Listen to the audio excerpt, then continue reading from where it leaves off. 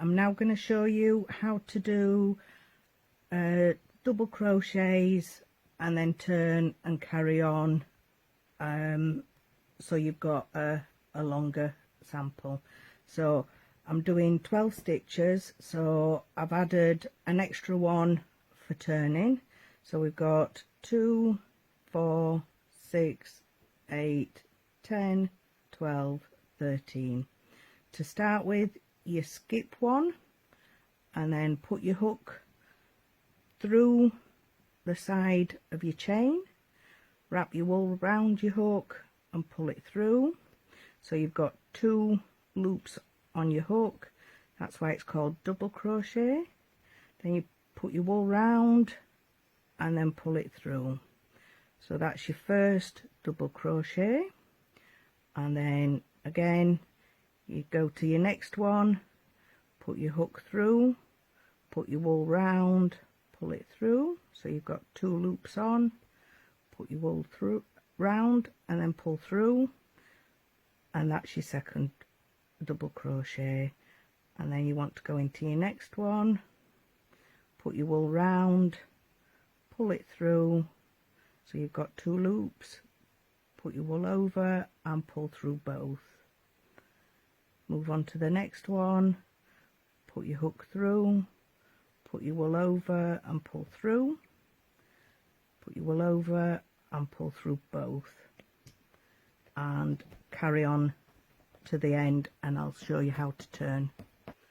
Right, I'm at the last chain, so you put your hook through, put your wool over, pull it through. So you've got 2 loops on, put your wool over and pull through. Right, so don't worry if the first few rows curl. The longer it gets, the straighter it will become. But once you've got to the end, you then turn it, and then you chain 1, and then you, just to make sure you've got 12, you just count the V's at the top. So we've got 1, 2, 3, 4, 5, 6, 7, 8, 9, 10, 11, 12. And you need to put your hook through both the front and the back loop to crochet. So you put your hook through both loops, put your wool over and pull it through. So you've got 2 loops, and your wool over and pull it through both, and again put through both the front and back loop and pull it through, over and through both loops, put your wool over, pull it through, and then wool over and through both, and then you carry on to the end. Right, I'm at the last V, so you go through both the front and back loop, put your wool over and pull it through. So you've got your 2 loops, put your wool over and pull through both, and again turn your wool, and then put your wool over and chain 1, and then again just to double check that you've got 12 stitches. 1, 2, 3, 4, 5, 6, 7, 8, 9, 10, 11, 12. So we need to work all 12 stitches again. So you put your wool through, your hook through both your front and back loop, and get your wool through. So you've got 2 loops, and then carry on. I'm working your row. My advice is just to do little squares as samples, and you can use them as pot holders, or once you've done them and your work's not looking too bad, you can then move on to patterns. or to learn another stitch.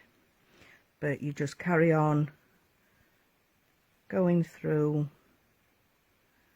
to the end of the row, turning and going back. Or if you want, you can make more chains and do yourself a little scarf.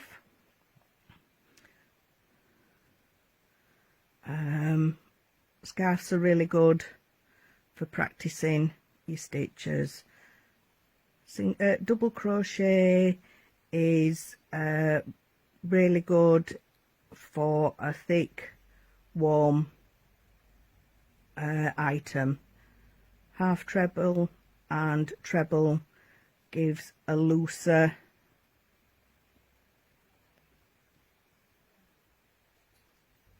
stitch to it, so that work you can't get your finger through. Treble crochet, you can fit your finger through the holes. So it's good for blankets for summer or spring, but your winter blankets are best in double crochet. But if you just practice your stitches in either squares, which you can then make up into blankets or garments, it's really good to practice on. So again, when you get to the end of the row, you just turn it, do a chain, and then go through the front and back loop of your stitches and just work your way along the row. Thank you.